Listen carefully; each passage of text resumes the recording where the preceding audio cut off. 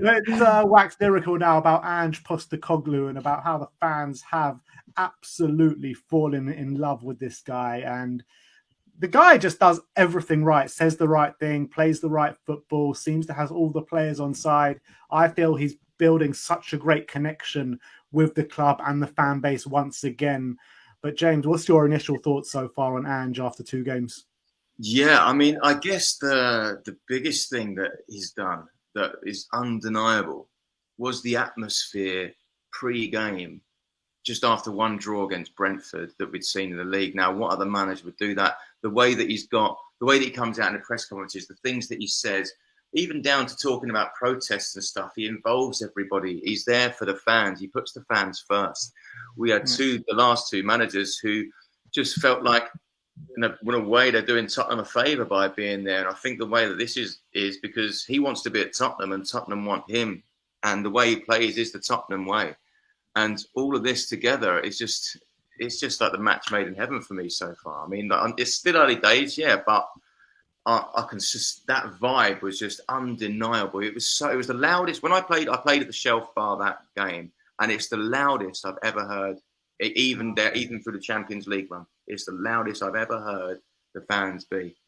And that's undeniable. I think part of that is a kind of maybe the 5:30 kickoff, everyone have a drink. But and the other part of it is that it's excitement. It's bringing that in, that playing the Tottenham way to dare is to do. And that's a cliche saying that, but that is exactly what us fans want and have been starved of for so long. So that's why we're ready to fall for this guy. And we have done.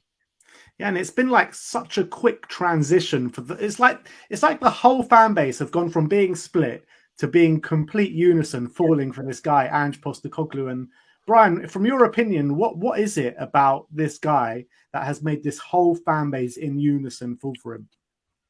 First of all, I think it's the way that he's conducted himself in the media. I think when we saw his first press conference and he said, wow, you waited till the third question to talk about a certain striker that left and made a joke of it. Then the joke about not having Pep's number. He's just it's a press conference you want to listen to. You knew what was coming with Conte. You knew what was coming with Jose. Whether you agreed with it or not, it was like, okay, rinse, repeat, here we go, yada, yada, yada. Team news, yada, yada, yada. But this guy wants to be here. He's not there saying, oh, look, I'm this big guy. Look, I'm here. You bow to me. He so wants to get that connection. And one thing's been sticking out for me a hell of a lot is, do you remember what James Maddison said when he signed? He said, as Postecoglou said to me, sign or not, you're going to see a completely different Tottenham Hotspur this season. And from the very first game against West Ham, he's delivered that. Whether the pre-season results or whatever have been what we thought we'd get, or a defeat and whatever, doesn't matter. 34 shots on goal against West Ham. I don't think we had that in 4 or 5 games combined under Conte near the end, or with Stellini or Mason. Everything has changed. And what you said, Ben, it's the time that he's been able to do this. Jose's had these players. Conte's had these players. Nuno's had these players. Can't get a tune of them. Can't get them to do anything. This guy's come in. And I've never seen, football-wise, it's a complete 180. You can see all pre-season and the things we're seeing from the training ground. Those players want to be there. They're happy. They're Maddison said again, I think of that event that you were at, that the players have bought into Ange, that they understand what he's saying. They've bought into it. He has just come in. It's amazing what man management skills can do. It worked with Harry. It worked with Poch. It worked with Yol. Then we had the more stricter ones in. And there was obviously the backfiring and up in arms or whatever. He has just been, everything he says I want to read. Everything he's on I want to see. And the football he has played so far on the pitch has been what we've all been dying and crying to see. So that's gone a long, long way. A hell of a long way to doing it. And it's like every ounce of positivity in this club right now, and there's a lot of it coming from the fan base, coming from the players, coming from what we're seeing on the pitch. Every single last ounce of it is all down to him. No matter about the players that we're waxing lyrical about at the moment, Maddison, Bissouma, Pape Sarr, everything positive at this club right now is all down to Postecoglou. And I mean, I just couldn't be. I think he just fits this club like a glove on a hand. But Sim, talk to me. I just think it's exactly the kind of figure that we needed right now in the wake of Harry Kane leaving and the way we were under Conte and Mourinho. We needed someone we could all get behind, that we can all pull in the same direction with. We needed a figurehead who was going to be positive about the club, who was going to see this as a challenge, who's going to want to basically completely change how we had been going in the last 4 years and completely revamp and give the fans what they want, which is the Tottenham way of playing football, attacking football, having risk, to dare risk to do, not being scared of the opposition, but have the opposition be scared of what you can do instead. And I think it's there is the didgeridoo, mate. Exactly, and it's the perfect. It's the perfect like. Conte and Mourinho always felt like just uncomfortable marriages, basically. Like Conte was only here because he had no club to go to, and we were only here because we were so desperate to get out of the whole Nuno situation that we needed a world-class manager to satiate the fans, and it was never really an uncomfortable situation. And Mourinho was there because things were Pochettino had fallen flat, and you know, he was a manager who, yes, we wanted to work, but at the end of the day, it was never. We were just trying. Tottenham were just trying to be something they never were, which is this club that hire and like who give their managers the best players exactly what they want, and we're just and like the managers can like try to do that. Yeah, I think we tried to under Mourinho and Conte. Like we pretended we were pretenders. We were pretending like we were going to give these managers what they want. We're going to tell you they're going to turn us into winners. These managers are going to bring these elite mentalities to this squad, and they're going to batter them in training. But the players are going to be able to take it because they're world class elite level players, and they're going to be able to take them to leagues. And it was never going to work at this kind of club. You could see within the squad, these are like nice players who obviously.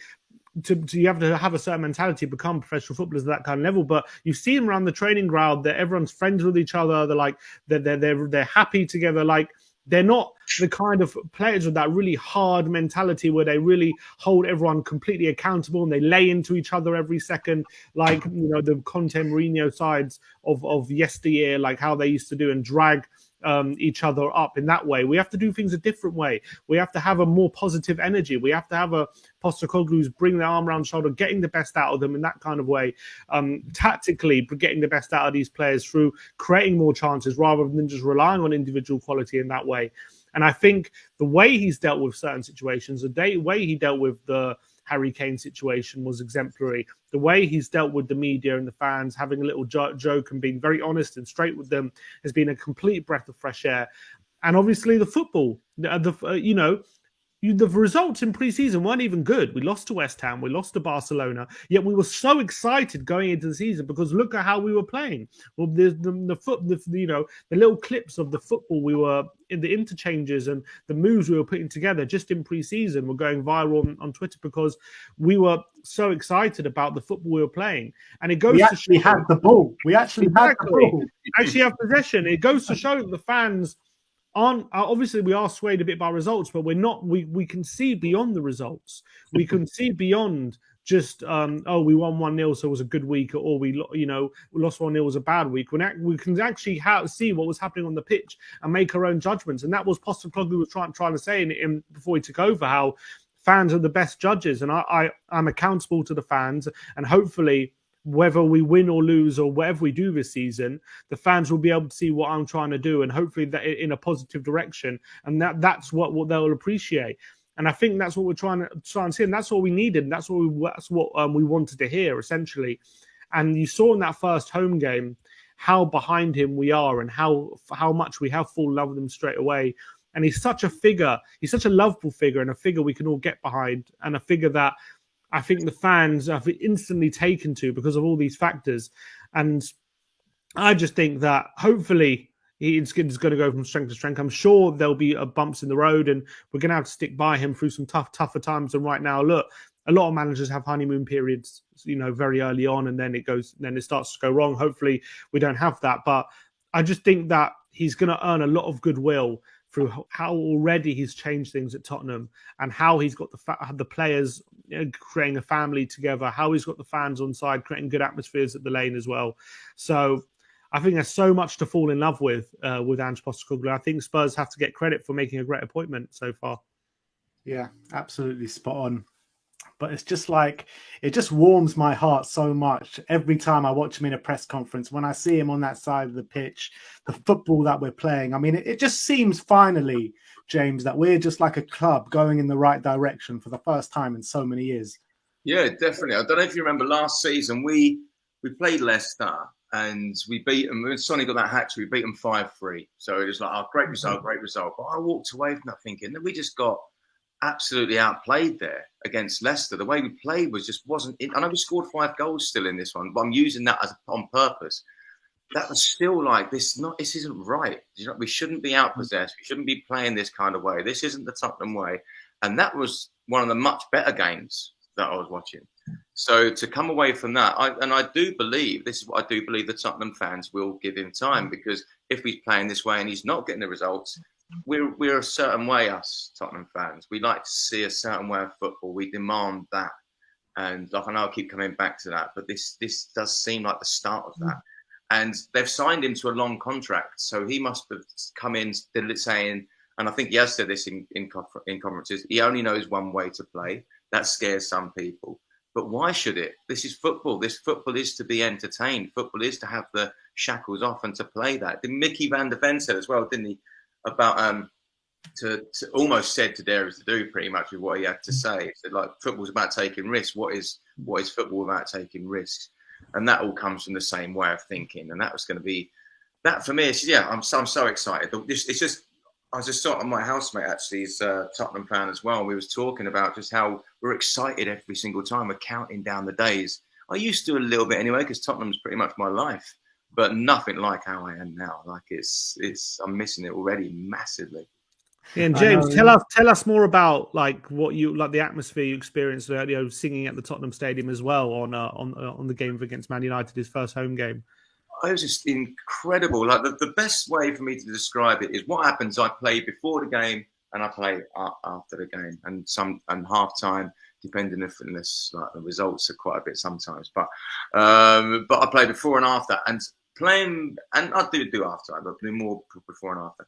On pre-game, the first time I've ever experienced this really is just the sheer volume. Now I play not just stuff of my own, I play like old classics and that as well, big Tottenham songs that's just going to get people singing.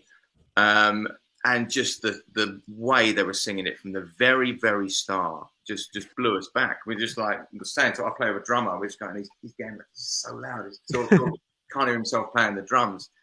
And I just feed so much off that. And that is my job. I think my job is to try and get squeeze as much as I can out of that, and try and hopefully I'll take it then into the stands. And that's what I tell them to do each time, just take it outside now. And that obviously happened to a bit. That's not saying I'm saying it's down to me, but I see it as my job.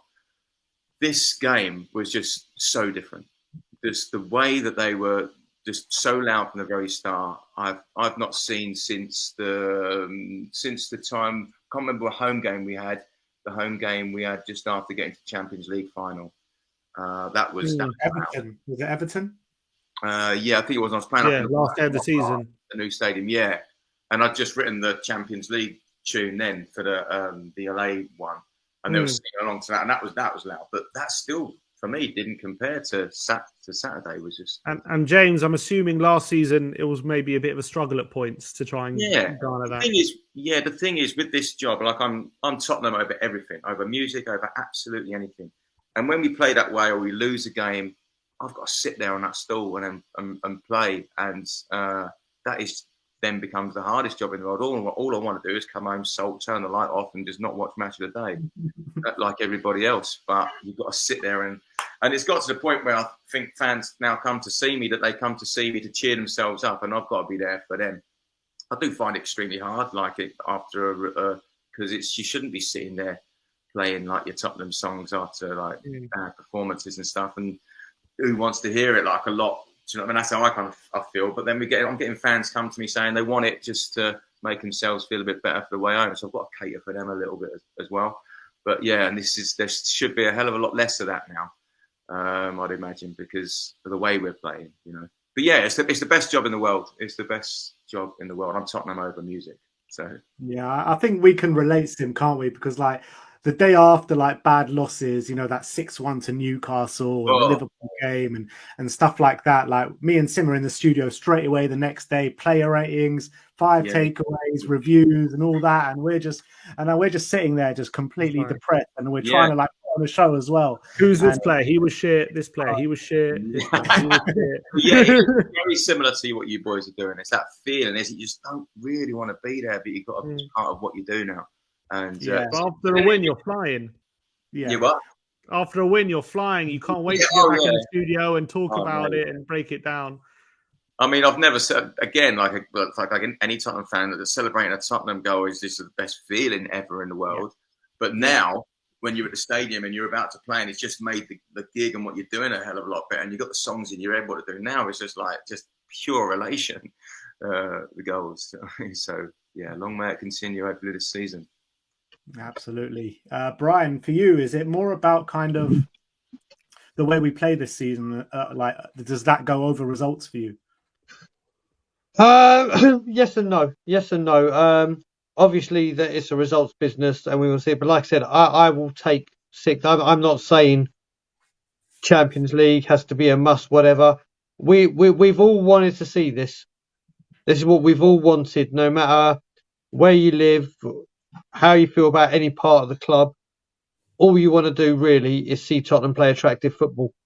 And when you've been starved of it for the amount of time that we have, it's like when you've been starving or you're stranded on the desert and then all of a sudden you find some food.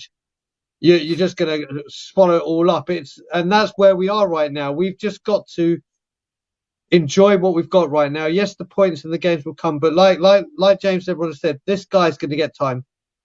This guy's going to get time, and I don't think it's just because he's playing attractive football. It's because what he's doing around the club. You saw what Poch did in peak Poch. You saw what Harry was doing in peak and Martin Yole, who was the catalyst. When the fans are with the man, I mean, inspiring things like doing the walk around the pitch after the game, like Eddie Howe does at Newcastle. Yeah. Whether that was Sonny or whether that was Ange, whether Ange going further up to the south stand from what I've seen than Conte ever did. Just those little touches resonate. We're all talking about it now. Everyone, like James said at the beginning, Basuma with the high fives. Yeah. These things just tweak in your memory, and you're like, I love what you're doing here. And father as well, didn't he? yeah, that's it. And just do it. I've been watching that Newcastle documentary, and you saw last season when they beat Eddie Howe, every single game, every home game takes the players around the pitch. Just that acknowledgement, just those little touches go a long way with us supporters. And I think we've got to hold on to this guy. Yes, again, it's early days and people are going, oh my God, it's been 2 games. But we've been starved of oxygen and starved of decent football. Now we've got it. Look, even when it comes to the football, I'm being positive for God's sake. You know, this is it. You've got to enjoy this while it's happening, and hopefully this will happen for a long, long time. And just those things, and we're going to see more and more as the season develops of what Ange believes. We've all seen that on our channels that during this time, the amount of Celtic fans that are watching Spurs content and Australians that are now coming over and watching, and they're all telling us these stuff. Watch out, Ange does this in a positive way. He's brilliant. He's going to do this. I can't wait to see it all. And if this is after 2 games, God knows what we're going to feel like at Christmas and then at the end of the season. It's really exciting. Yeah, it really is. And I think you're right in what you're saying. It's like those small little things, those small details about coming over to the fans and really involving the fans in what the club are doing and the high fives and everything like that. People don't realize, but these small things make a massive difference inside the stadium and inside the stands. And it really brings the fans on board. And it's something that Spurs have been missing for so long. And like I said right at the beginning of the stream, I really feel that connection is building again. And it's only been 2 games. So imagine what it's going to be like halfway through the season or in the business end of the season. But James, do you want to give us a little rendition to close off the show? Yes. Give me 1 minute. I'll be looking forward to this. Perfect, guys. Right, hang on a second. When I'm lying in my bed, thoughts running through my head, Pochettino is dead. I'm loving big and instead. And through it all, we'll play the way we want to. With big and Postecoglou, whether I'm right or wrong. It's big and bold. You can keep your Pochettino, Conte and Mourinho, and even Christian Rose. It's everywhere we go. I'm loving big Ange instead.